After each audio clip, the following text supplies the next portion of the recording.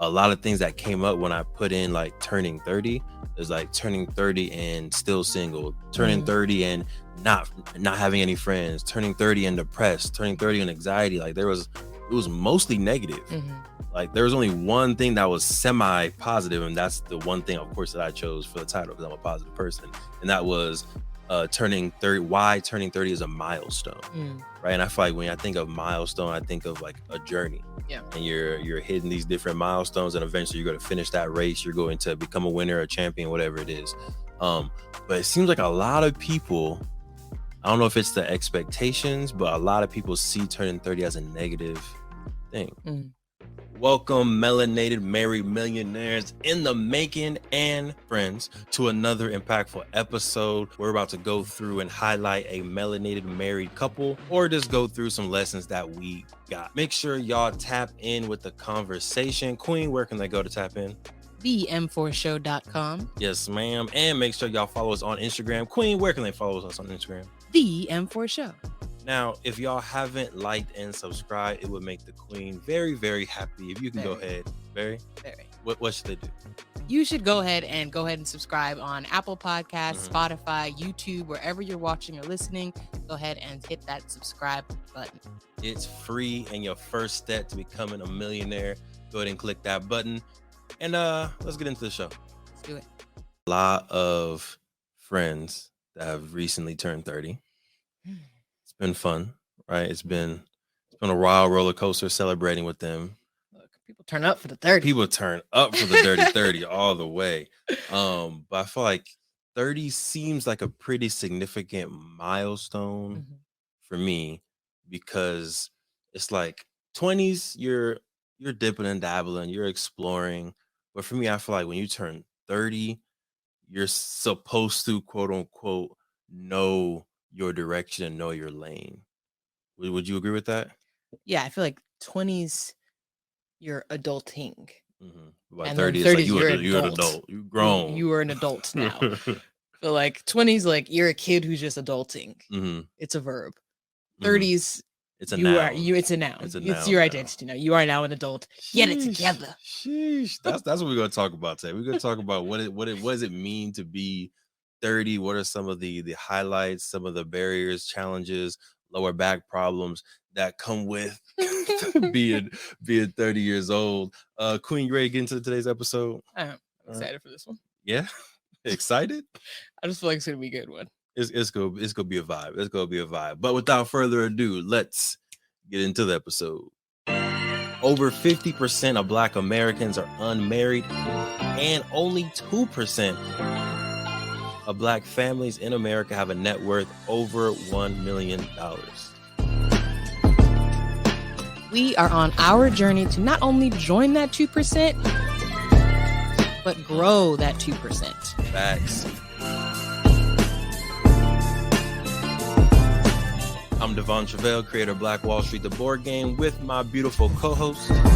I'm Sinclair, aka the Health Nerd.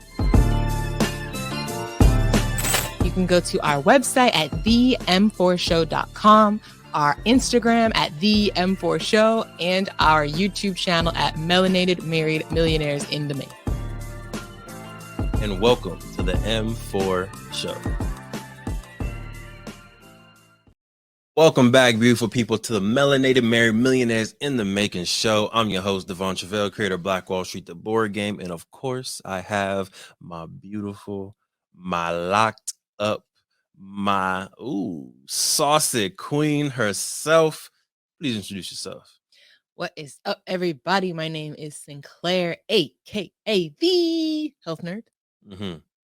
And before we get into today's episode, today's sponsor is Zandria Real Estate. If y'all looking for a house, if y'all looking for a home, a castle, a building block to building your kingdom, and you're looking for someone to support your journey, make sure y'all tap in with Zandria Real Estate. What's her motto? What's their slogan, Sinclair? It's gonna come up. Okay, Bow. thank you. Come on now. You know Jair got you. My company helps clients buy and sell real estate, and I believe she is also based in California. Come on. Shout out to the West Coast. West Coast. So if you want to tap in, make sure y'all go to Zandria. That's XANDRIA E.A. A Gray? What's the last name? I can't see.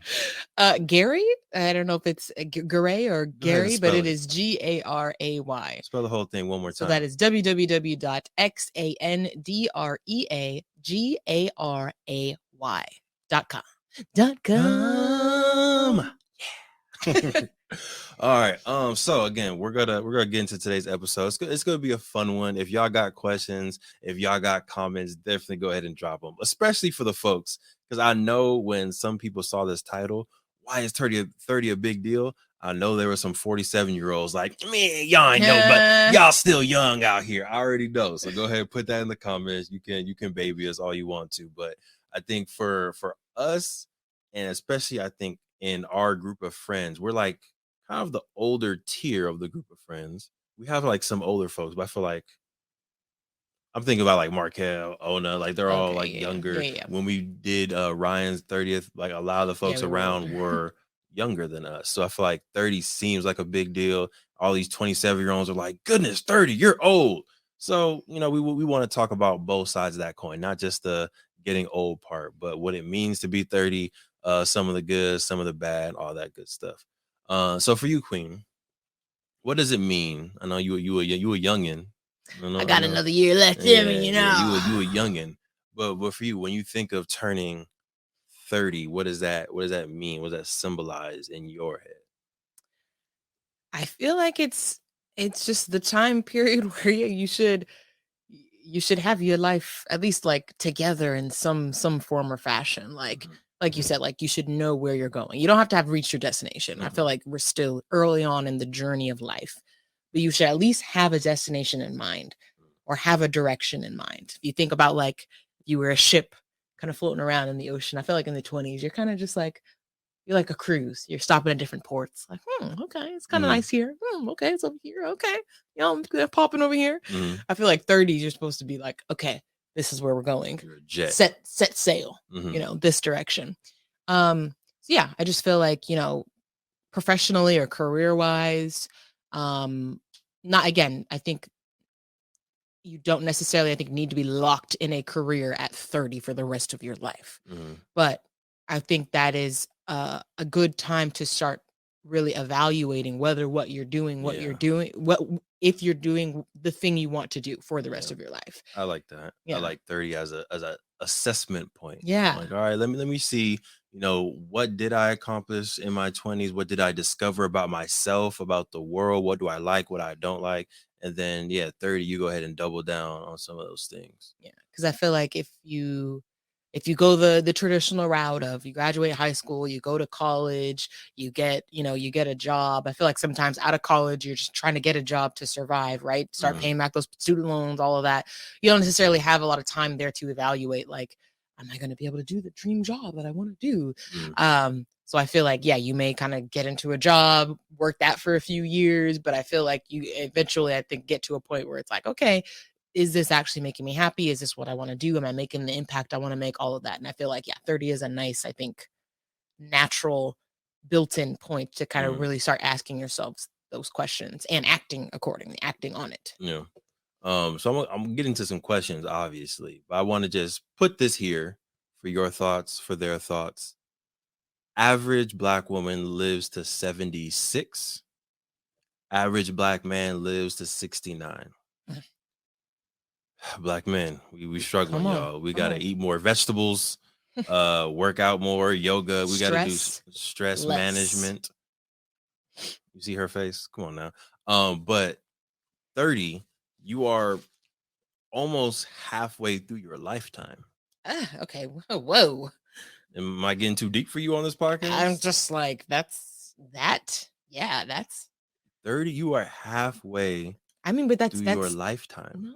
No. Plan to live much past 60. I feel like that's you need to be careful not to become a self-fulfilling prophecy. I hear you, and that's beautiful, but I feel like some people don't live with enough urgency. And then they explore through their 20s because they're like, oh, well, I'm just 20. I got time. And then they explore through their 30s and like, oh, well, I have time. And then now you're 62, still working the job. You never wrote that book that you wanted to do. You never traveled the world because you thought you always had time. And I feel like I'd rather live thinking I only have until 60, live all the dreams, right, that I ever wanted to do, and then be at 60 like, hey, I'm still here. All right, well, what else can we do now? Rather than being 60 and then really just starting. So I just wanted to put that out there again, just for the sake of urgency. And I heard this on the Earn Your Leisure podcast today. I think Rashad was saying something like, literally, none of us are going to escape mortality. And some people live scared to do something, but and then they end up dying with that regret. Right. So it's like, you can make that video, do that podcast. The worst thing that's going to happen is someone's going to say in the comments, oh, you messed up, or oh, that was stupid. But it's like, all right, I'm still living my life. I'm still living my dream. Look, we're going to get right back into the amazing podcast. But if you didn't know, in 2017, we created Black Wall Street, the board game, because we thought more families needed to know about the history of Tulsa Black Wall Street. More families needed to know about the legacy of Black excellence left behind of Tulsa Black Wall Street, that we can own a Madam C.J. Walker Beauty Salon. We can have a Booker T. Washington High School. We can have an Uncle Steve's Barbecue. We can have a Renaissance man like Simon Berry, who had his own taxi service and bus service that got bought out by the city of Tulsa. We have brilliance in our DNA. We wanted to make sure that your family can play a game that teaches them about this brilliance. So we have Black Wall Street, the board game, right here. We had the first edition available in 2017 that got sold out. We're on the second edition right now, or you can get the beautiful masterpiece version of the game as well. It's up to you. Head to playblackwallstreet.com and get yourself Black Wall Street, the board game, to empower you, your family, and generations to come. Playblackwallstreet.com. Let's get back to the episode. I have something that I think was really profound that I heard on the Model Health show. Shout out to Sean. And gosh, I forgot the guy's name. Maybe Ed. I don't remember. Long story short. He said what he believes. He seems to be a religious person. He says that he believes that in terms of like heaven and hell, he thinks that when you reach the end of your life, you will be introduced to the person that you could have been had you reached your full potential. That's a dope concept. And if you meet your identical twin and you know that person, that is heaven. If you meet a stranger and you get to see, like, I don't even know you, look at what you could have become, I'm nothing like you, then that's hell. I don't know if I like the second part of it, but I love the concept of before you die, you get to meet the full potential you, and that can be a version of heaven, especially if that's like your son, right? Your son, your nephew, like someone that you know and you've been a part of that process too. I think that is a beautiful sentiment. No offense to this Ed guy. I don't know him, but it's like that it seems like very haterish to me. Like, just because you don't know them and they're living the life that you want, that's hell. Like, that's not that bad to me. If you say so. No, I'm just like, that's great for them. But I don't want to get too far into the tangent. So for you, Sinclair, the question is, what is something that's on your list? You can have 2, 3 things, or one if you really laser focus. You know me, can't do it. I got 2 or 3 that you have to do before you leave this planet. 2 to 3 things where you're like, you know what? I would be satisfied. I would be over the moon excited when I accomplish these 2 to 3 things. Let's do separate from kids. I think we definitely want that's kids. Like the one I had. Yeah, no, that's Come too on, easy. Bruh. That's too easy. We definitely want kids. Not that having kids is an easy thing. But I feel like, hopefully we'll be blessed. We'll have those kids. But in addition to having the beautiful melanated chocolate children running around, dancing, yes, throwing flour over the place, it's gonna be fun time. What's 2 more things that you for sure want to accomplish within this beautiful lifetime? I'm happy to go first if you need time to think about it. You know that's the case. Okay, that's fine. I got you. Come on now. Y'all know I got you. All right. And if y'all are watching, go ahead and drop your answer inside the comments. What is something that you must accomplish, you will accomplish within your lifetime, right? Even if you're watching this, you're 45 years old, you're 6 years old, you're 78 years old. What's something that you still want to accomplish while you still have energy on this planet? So for me, it is building. I don't know exactly what it's going to be called. I don't know if a city is the correct term for it, but at minimum, a master plan community, right? Being able to buy an acreage of land, either just us or with investors, and being able to put a school there, to put housing there, to put a nice park where I can play basketball still. Uh, what else would be a grocery store, a health center? Yeah, just being able to have that master plan community that has all the staples within it. I think that would just be dope. Obviously, I love the history and legacy of Tulsa Black Wall Street. So to be able to learn that history, teach other people that history, but and then also kind of create the cycle again by creating another one, I think it's just dope. So that's one. And then number two is finishing and releasing the book series that's in my head, right? You know the series. I'm not gonna say it. It's $1 billion universe, and I'm not gonna put it out there yet. But the first book is gonna be finished this year. It's almost done. I'm on the last 3 chapters, and then I'm gonna send it to you and some other people to revise it and whatnot. But I want to finish writing that series, and then I want to make the movies of that series. I have a lot of control over the writing part. Mm-hmm. The movie part is going to be the more stressful part, but it can be animated. That makes it easier. Mm-hmm. But I feel like those are probably my two: build a city or build a master plan community, and then write the 5 series in the book and make it into a movie. I think if I do those things, or when I do those things, I will sit back and know I achieved my 2 biggest, wildest dreams outside of marrying this gorgeous queen. I achieved my 2 biggest, wildest dreams I didn't think would be possible. Mm-hmm. Right. How about you, Queen? For me, I would say I'll give 3. And not necessarily like I need to do these things to die happy, but the wildest dreams. Like um one would be starting a Black health coach certification program.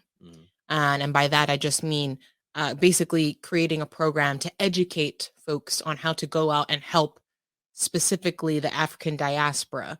I just want to create a program that is for us by us, and that is focused, utilizing research, done for and by Black folks. And then I would say a dance studio and a restaurant. Nice. I feel like the hardest one is gonna be the certification. The dance studio, in my head, easy. Restaurant actually might be. That's gonna be, I feel like, relatively easy to start it. Now have it be successful. I mean, so what's the goal? Is the goal to have a successful restaurant, or is the goal to start a restaurant? I feel like I want it to be a successful restaurant that can be passed down. That can be like we've talked about. Like we want to be able to like go there, be known by name, have our little table in the back, right. Have the whole family come there, and have that be like a central place for us and our family for generations to come. Like that would be dope to create that staple, in the community. Yeah. Good stuff. Good stuff. All right. So again, make sure y'all put your comments there. If y'all just listening on Apple Music, Spotify, anything like that, tap in on YouTube or leave a comment on the IG. Now, Sinclair, what do you think is the worst part, most difficult part, most challenging part of being 30 or turning 30? I know you're years out, so it might be difficult for you. I'm not years out. Gosh, he's a man. So y'all know our story. I am February 4th. He is February 9th. He is all of 360 days older than me. A lot of days. But he acts like he is decades older than me. So he is turning 30. I am turning 29. So I still have another year to turn up. That's what that year's for? No. I mean, kind of though. We're kind of doing a lot of that. I don't know if turn up is the right word. We're doing a lot of living for sure. Yes. Live it up for sure. Yeah. You're saying what is the worst part? Yeah. In your head, what is the worst part, most challenging part, the part that you don't look forward to the most when it comes to turning 30? You need time to think about it. So this is what we're gonna do. We're gonna give you time to think about it, right? Okay. Because we don't want the dead space in there or the empty space in there. So we're gonna go ahead and go to a quick little commercial. And when we come back, Sinclair is gonna give y'all the top 2 or 3 or 1, the top 1 reason why she is not looking forward to turning 30. We'll catch you on in a second. Look, we're gonna get right back into the amazing podcast. But if you didn't know, in 2017, we created Black Wall Street, the board game, because we thought more families needed to know about the history of Tulsa Black Wall Street. More families needed to know about the legacy of Black excellence left behind of Tulsa Black Wall Street, that we can own a Madam C.J. Walker Beauty Salon. We can have a Booker T. Washington High School. We can have an Uncle Steve's Barbecue. We can have a Renaissance man like Simon Berry, who had his own taxi service and bus service that got bought out by the city of Tulsa. We have brilliance in our DNA. We wanted to make sure that your family can play a game that teaches them about this brilliance. So we have Black Wall Street, the board game, right here. We had the first edition available in 2017. That got sold out. We're on the second edition right now, or you can get the beautiful masterpiece version of the game as well. It's up to you. Head to playblackwallstreet.com and get yourself Black Wall Street, the board game, to empower you, your family, and generations to come. Playblackwallstreet.com. Let's get back to the episode. So I think for me, expectations is coming to mind. It's a great one, Sinclair. Yeah. Expectations. I think there are a lot of expectations that come with turning 30. Not only like, when are you having kids? When are you starting a family? Which That is just one. ever present That on us one. right now. Yes.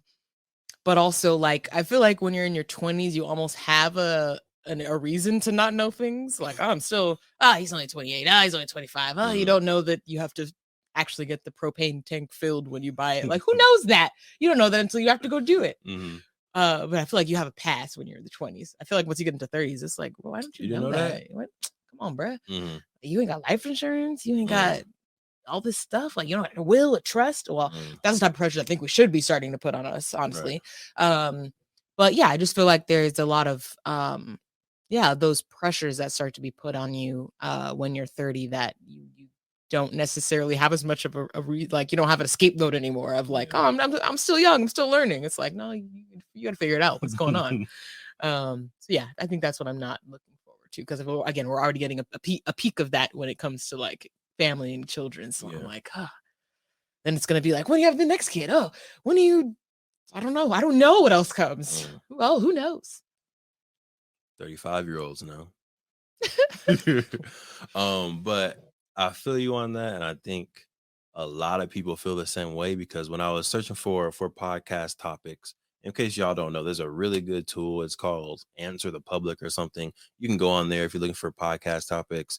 You're trying to create content for your brand. You can put in some keywords, and it'll give you like a whole bunch of different stuff in there. So little gem, little nugget from our content creators out there, social media gurus, all that good stuff. But a lot of things that came up when I put in like turning 30 is like turning 30 and still single, turning 30 and not having any friends, turning 30 and depressed, turning 30 and anxiety. Like it was mostly negative. Like there was only one thing that was semi positive, and that's the one thing, of course, that I chose for the title because I'm a positive person, and that was turning 30. Why turning 30 is a milestone, right? And I feel like when I think of milestone, I think of like a journey. Yeah. And you're hitting these different milestones, and eventually you're going to finish that race. You're going to become a winner, a champion, whatever it is. But it seems like a lot of people, I don't know if it's the expectations, but a lot of people see turning 30 as a negative thing. I see it as a very positive thing. I think it's to your point, what you said a second ago, is like, I think people realize that maybe, and I don't know how much, like, I don't know how much people know the average life expectancies. So I don't know how much that is playing into where people are considering like, oh man, I'm almost half of my lifetime. The other thing that came to mind is the retirement age of like, was it 65, right? Yep. You get access to that money. So I think that may be like where a lot of people consider like, oh, I'm old now, or, whatever it is. At 30 or at 65? At 65. So you're saying 65 isn't old? I'm just saying, no in disrespect society- to nobody. No disrespect to nobody. I'm just saying 65, you know, You're not young. You're not young. If you getting senior discounts at IHOP, I'm just saying, if you getting them pancakes for $5.99, if you got AARP, listen, I'm just saying, it's a milestone. I'm just saying, it is a relative term, right? There's 65-year-olds out there that probably feel like they're 30. Okay, I want to be one of them. Right, I'm saying, one of them. But I feel like that is a huge turning point or milestone of like, okay, like retirement age. So I feel like to be half of that or almost half of that is like, dang, like, and we almost there. Like, yeah. I had 2 points. One point was on the 65, right? I just want to put that in perspective. Again, life expectancy, not putting this on y'all that y'all are going to live to this, because you're going to live to 90, 106, 150. Yeah, hey, do your thing. But the fact that the average Black man is living to 69 and retirement age isn't until 65, right? You only get 4 years of freedom. And so many people wait to live life. So many people wait until 65 to go on those cruises, to take their trips to Asia, to go to the Bahamas, to live their best life, to just relax and hang out with family for the first time in years, right? And that's why, like, that's not the life that we're trying to live. That's not the life that we're trying to promote. We want y'all to live your best life as soon as possible, as soon as you're able to afford it, to grind for it. Yeah, because waiting until 65 to live that life ain't it, y'all. Right, let's figure it out. Buy that real estate, start a board game, write a book somehow so you can get it earlier. But what was I? So I just feel like turning 30 for me puts me in almost OG status. Explain. I got to break down OG. Do y'all know what OG is? Am I original gangster? Basically.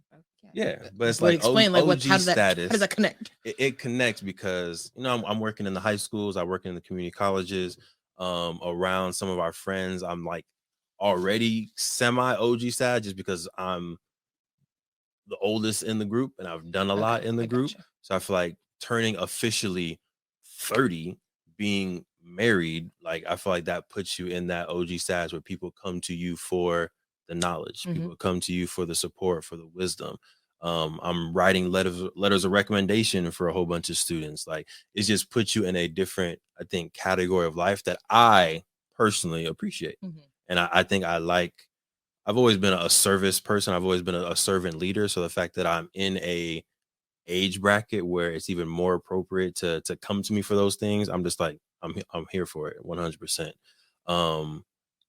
What I don't like about turning 30 is I feel slightly disconnected from the young culture, for sure. Look, for sure. What is this getting sturdy nonsense? Listen, you weren't there.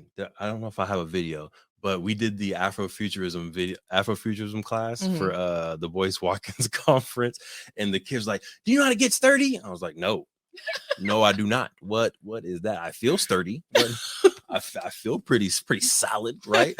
They're like, well, can we teach you? All right, after the class, if y'all learn all 7 elements of Afrofuturism, then we can do it. And, you know, in my head, to be honest with you, children, you didn't you know, they were like 9, 10, 11. You underestimated the brilliant minds. I was like, they're probably not gonna get all 7, but I underestimated their brilliant minds and underestimated my teaching ability. You feel me? Sell yourself short. Because I'm the #1 Black Studies teacher in the universe. You feel me? That's what we do. But yeah, at the end, they knew all 7 elements, and then they're like, so can we just get sturdy now? My knees couldn't handle it, Sinclair. Literally, I think Jair was still in there. My knees were hurting, and my whole quad. What's this? This is a quad. Fire. It takes a lot of youthful energy to do that. That's one of the signs that you know you're 30, when you can no longer get sturdy. When you don't got sturdy knees anymore, you might be 30. Wobbly. Yeah, if you got them wobbly. That's why our dance is the wobble. You know, it makes sense. It all makes sense. Generational. But yeah, I feel like, again, I'm trying to hopefully shed some positivity in the turning 30. Right, you going into your grown phase, and you don't necessarily need to have everything together, but we encourage you to have that direction. If you don't have that direction yet, be around people. This is where I wanted to go with this podcast. Here's the thing, Sinclair. I feel like me getting into 30, we'll talk about you next year. I need to be building my circle of people who can influence me in the right way. Right? I feel like I need to be really, really intentional about the type of kings that I'm around, because those are going to be the type of kings that I become.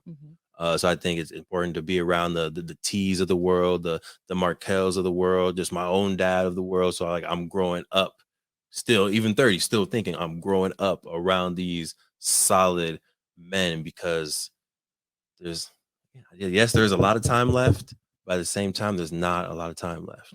And like in the grand scheme of life, I'm a history person, right? Tulsa was 100 years ago. I don't know if I have 100 years left, and I want to do a lot of things. So I'm just really very intentional about how I'm spending my time for the next 10 years, who I'm spending my time with, and making sure I know what the queen wants me to do, making sure that while I'm focusing on building that legacy, I'm also still enjoying the amazing life, children, wife, family, getting to travel. So let's do it all. Because to your point, you don't know how much time you have left. Facts. So if you just grind now to live life later, Facts. Who knows when later it comes? That's a fact. That's why I'm so glad we're taking this March trip and seeing a lot of the world. Hopefully we'll get to see more of the world in July when we go to your family reunion. But yeah, we sprinkle in our chips in there, do a little something, do a little something. What is I'm trying to think of a appropriate 30 story that we can tell. So again, we lived a lot of life past 2 weeks. It's been a really good time meeting a lot of our friends. Shout out to happy birthday to Ryan. We went up to Vallejo and had a whole little situation with him. Happy birthday to Daniel. We were just out there in the valley celebrating with him. And yeah, I think it's beautiful. I think especially I'll say Daniel's birthday, because he had he had his wife there. His wife threw it. We're at his house. Mamiana. Oh goodness, that was a whole vibe right there. He had his parents inside, which was cool. Parents were babysitting his baby, so it was just a lot of generational things happening there. And then it was also just like, you're doing it, Daniel. Yeah. Congratulations. You really doing it, bro. That, if we think about that whole situation, it felt very millennial, one. But it also how break that down. It felt like wholesome in the way that, like, I don't know. I guess maybe not millennial is not the word, but it just felt wholesome.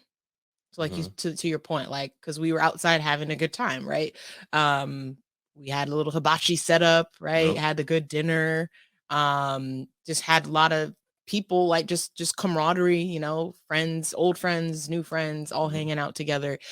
His parents were inside, watching the baby, right? You got the next generation. So it's like the family was all still involved in the celebration. And so, yeah, I don't know. It just felt wholesome that, like, not necessarily, like, I don't like to simplify it and say, like, you can have it all, but it did feel like you can still enjoy life, right? Yes. It doesn't mean like turning 30 is like you leave all of the fun things behind you and, like, right, you have a kid and now. And I feel like that's what the messaging almost is. Right. It's like when you turn 30 and you are an adult, that means that you no longer have any piece of child in you. Right. That's not true. Right. You can be an adult, you can be paying your bills, you can have your home, you can have your family, you can have kids and still have that inner kid in you and have a good time. Yeah. I mean, I don't know about I don't have kids yet, but y'all get the point. But yeah, I see you on that. Like, it was a very family oriented, but still turned in its own wholesome way. Yeah. Queen. Yes. Do you have a question for me on turning 30? What is your greatest accomplishment? And I'm going to just say, because I feel like even if you don't feel pressured, I don't want you to feel pressured to say, marry me. Yeah, no. Aside from marrying me. I just want to give a quick note to all my husbands out there. Never fall for it. Don't fall for the okie doke, right? The answer is always marrying you. And then once you have kids, the answer is always having kids. And then the third is whatever you had in your head. Okay, so you're welcome. Number 1, married me. Great. What is the second greatest accomplishment that you have thus far? Greatest accomplishment. So like, what are you proudest of? Like, if you once you have kids, and they would ask you like, what's your greatest accomplishment that you've had up until now? What would you tell them? I would probably say creating Black Wall Street, the board game, because I feel like the fact that that's in so many homes around the world. By the time we have kids, it will be in thousands of homes around the world. The fact that they'll go to school, or they'll go out into the mall, and maybe they'll see it and they're like, oh, my dad made that. Yeah, I feel like it is, my/our contribution to the culture, to history. And it's something that can never be taken away from us. Like, we are the creators of Black Wall Street, the board game. There will be at least one generation, if not many generations, of Black families that grow up playing this game. And the hopeful vision is eventually people will stop playing Monopoly, and at family reunions, it'll just be Black Wall Street, the board game, domino, and spades. Like, that's the trifecta. Thank you for throwing spades in. I got you, Quinn. We got to keep spades alive, y'all. Spades ain't going nowhere. It's just you're in California, Sinclair. You got to go. Was it south or east? South. Okay, I know you're a positive person, so this one may be difficult for you. But what is your biggest regret? My biggest regret, other than not starting business earlier, because I feel like, we definitely could have been doing a lot more of this stuff earlier. Biggest regret.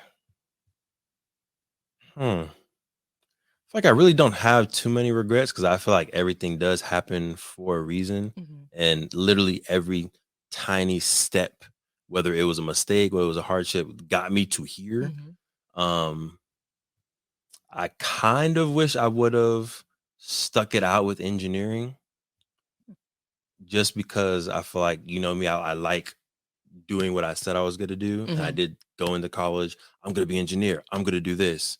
And although where I'm at right now, I'm perfectly happy with, and it's nowhere near engineering, I still don't like the fact that, especially because I was at Davis and I was talking to some of the counselors, and they were like, oh, well, it is hard and it's engineering. And if you want to switch to something easier, and I don't like that they got that W on me. Yeah. So I wish I would have like, you know what? Let me buckle down. Let me get into these books. Let me have Sinclair tutor me, whatever I had to do to actually, I don't know. You were struggling too. I'm saying. To be honest with you. But yeah, I kind of feel like that was the one thing that I gave up on and didn't finish. Everything else, like if I was like, I'm gonna date Sinclair. Got it. I'm gonna marry Sinclair. Got it. We're gonna start this board game. Failure after failure. Still got it. I feel like that was the only thing that like I failed. And eventually I just kind of gave up and went to a different major. That would really be my biggest thing. Not too much. It's interesting because it's not even because of like it would have necessarily changed the outcome, but just because it's something you set out to do. Yeah. I don't like having that notch. But yeah, it all worked out. Everything happens for a reason. It's Queen. I'm gonna ask you the same exact question, but I know you're gonna need some time. Okay, so the question for you when we get back from this commercial break is, what is your biggest regret? All right, think about it, marinate on it, and we'll go to commercial and we'll be right back. We'll go to commercial and be right back. Oh, man. Shout out to the TV industry. All right. We're going to get back to the episode in a second, but breathe. If you've ever had a brilliant idea, I'm pretty sure everybody just took a breath right there, right? Because we all have amazing ideas, but I got a question for you. What's stopping you from taking that idea and actually making it into a business, actually executing on your brilliance? My name is Truvel, and in 2018, I was able to create, market, and sell my own product while still working a 9-to-5. And through the years, I've taken the lessons we've learned, the expensive webinars that I've gone to, and the dozens of business books that I've read, and I've discovered 7 simple steps to launch your business. If you're ready to take your business idea to the next level and make it real and start making profit from your passion, head to www.launchitcommunity.com and grab yourself the book. we've been able to make it very simple, affordable, and easier than ever to start that business while still working your 9 to 5. And we take entrepreneurs every single Friday and we talk to them. We teach them about how to use social media. We teach them about how to set up their Instagram account, how to use Shopify, how to use Printful and other tools that can help you take your business to the next level, but not take tons of time away from your 9 to 5 and your busy life that you already have. So if you're ready to take that idea to the next level, make sure you head to www.launchitcommunity.com, get yourself a book, and join our free accountability calls. Now, let's get back to the episode. What's interesting is that probably my biggest regret is almost the opposite of yours. Mm-hmm. So I studied chemical engineering, went in with chemical engineering, ended with chemical engineering. Yeah, you did. Yeah. All of that. I'll tell you, it's not all it's cracked up to be. The road was hard. Mm-hmm. And then once I got to the end of it, I was like, I don't actually want to be here. I don't want to do engineering. I didn't like there's a lot about it I didn't like. But the industry of engineering, it didn't feel right to me. It didn't feel like home. It didn't feel like going to all the job fairs, listening to people talk about the jobs. It was like, this does not sound like where I want to be. Like, it didn't, I don't want your job. Like, you're here and everybody else like, oh my God, I can't wait to apply. I'm just like, I don't want it. It sounds like you live a boring life. I'm sorry. I don't want it. And I feel like I was much more people oriented, at least back then. You don't like people anymore? Just a little more tainted, living more life, having dealt with a lot of people. But yeah, I think what I would have probably done if I had the opportunity to go back, I don't know that I would have done engineering. I probably would have pursued a passion in nutrition or food science or something like that, because that is where my passion lies. And I think that if I could have got a head start on that, I would be much further along in that part of my career than I am now. And then also just thinking about I think a lot of some of the mental blocks and some of the baggage I carry sometimes, if I think about where that stemmed from, I think some of those insecurities come from my time in engineering. As a student or as an employee? Both, but I was thinking more as a student. I really don't like, and I'm trying not to go down a tangent here, but the whole part of what I think what people glorify, oh, you're an engineer, you toughed it out, right, is because the whole idea is you made it through this thing where you are expected to fail. Yep. There's literally a curve where 50% will be an A or a B. I literally had a class where 34% was the curve. 34%, you are expected to fail, and you get used to that after a while. And I think that messed with me after a while. It's just I don't like that every time I set out to do a test or an assignment or whatever, I get back this just subpar score, and I'm just expected to be yeah. Is that why you were so excited when you got these hundreds on these scuba tests? Look, every 100 I get is a win. A win is a win. She'd be like, yes, 100. I'm yep. Again, you did it. Yeah. Again. Again. It's been 100 every quiz, Sinclair. You know your stuff. All right. But yeah, I don't necessarily like that about engineering. And I get it's hard and, it's a tough industry and all that. But I don't like that part about at least going through engineering as a student. I think that starts to get to the mindset. I think that adds just so much more stress. It's just a very stressful thing to study and go into. I think even those types of jobs, those are the types of jobs where you go into and you're just, depending on where you are in the industry, but expected to be on call all the time. And just, it's supposed to be your life. Some of those jobs, you got to move to random places in the country where it's do you really live a life out there? You just work. And it's that just wasn't the type of life that I was trying to live. And so, yeah, if I were to go back, it does feel good. Kind of I know it does feel good. It feels good, Sinclair. Every time you say chemical engineer, everyone's like, oh, really? And it feels good. But again, there's always that aspect of I barely made it. Doesn't matter, Sinclair. And that's what I have to remind myself. But it's still there. That's what I'm saying. Like, it messed with me. Because it's like, I still got the degree. Like, it's hanging up. It's not hanging up anywhere, honestly. I think it's in my parents' house. They might have I don't even know where it is. I don't even know where it is. But the idea is, like, I look about it and I just think about all the struggle. Like, I think about the fact that I barely made it by, and it doesn't feel like a triumph because, again, you just get used to failing, and then you just fail your way to a degree. And it's like, maybe the people who were setting the curves feel differently, but it doesn't feel as much of a triumph as it should, I feel like, because I barely squeaked by. I feel like there's something deep that I want to say there. It's not coming together in my head the way that I want it to. Okay. Right. But I feel like the gist of what I'm trying to say is a win is a win. A win is a win. A win is a win. And I think, there's people that fight through entrepreneurship and they're scraping by. They started their podcast with iPhones and scraping by. And then now they're the biggest podcast in the world. I'm talking about Earn Your Leisure. Right. So I feel like, yes, it was very difficult for you to get the degree, but you got the degree.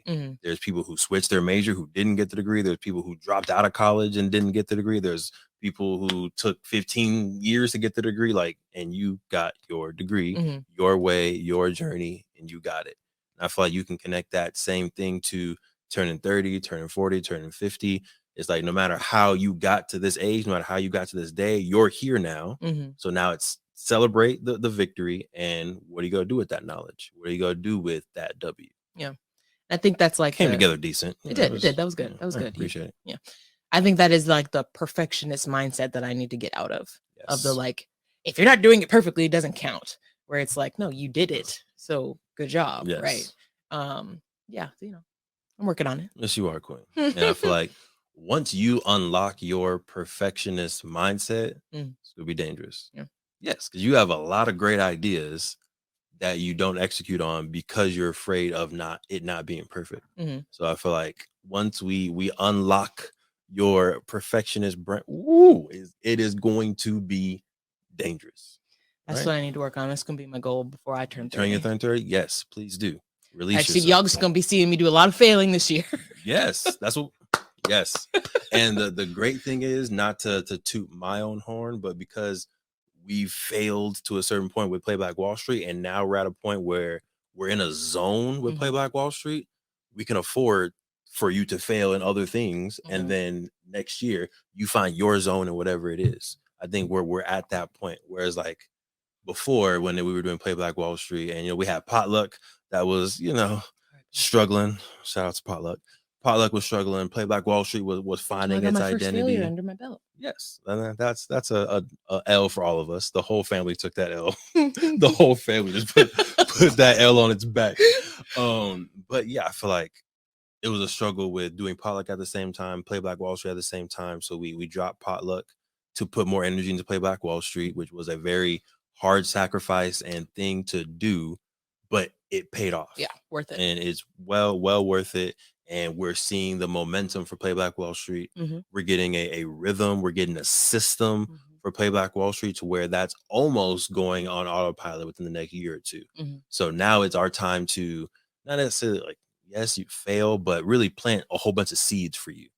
Plant the seed in, writing your book. Plant the seed in the health coaching. Plant the seed in doing health webinars, whatever. Let's plant all the seeds and doing the retreats. Let's plant a whole bunch of seeds this year.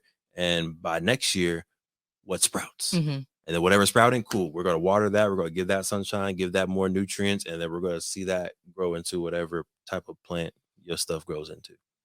Yes.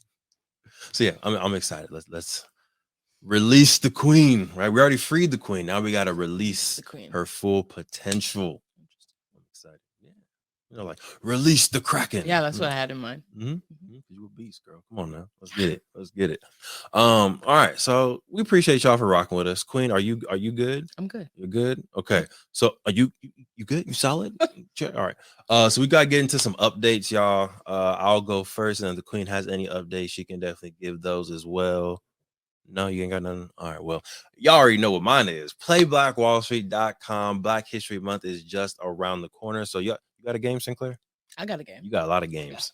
Yeah. You got all the games, All right? the games. Make sure y'all go to playblackwallstreet.com and get yourself Black Wall Street, the board game, for yourself, for your family, for a scholar, for a teacher that you know. That would be actually a really good gift for a teacher that you know with inside middle school or high school. Go ahead and gift them Black Wall Street, the board game, Black History Month. We appreciate you. There's about maybe 1,000 maybe in stock. It's a busy month for us. We got the Black Seems Cause like a lot. It's not a lot. We got the Black Cause Expo next week, and there's 10,000 people at that expo. We got all types of speaking engagements, and every speaking engagement we give away Black Wall Street, the board games, like candy. Shout out to Oprah, right? You get a board game, you get a board game, you get a board game. We got some bulk orders coming in April too. So yeah, you go ahead and get you a game. Don't wait, don't hesitate. Play blackwallstreet.com, get yourself Black Wall Street, the board game, and celebrate the legacy, the wisdom, and the wealth of Tulsa's Black Wall Street. Queen. Yes. I do want you to do the honors of starting this moment of silence, if you don't mind. Is this for? Yes, of course it is for the king. For King. All right. Yes. So this is going to be a moment of silence for my Uncle Andre, who passed. We just went to his funeral, his celebration of life. So we'll give him a moment of silence.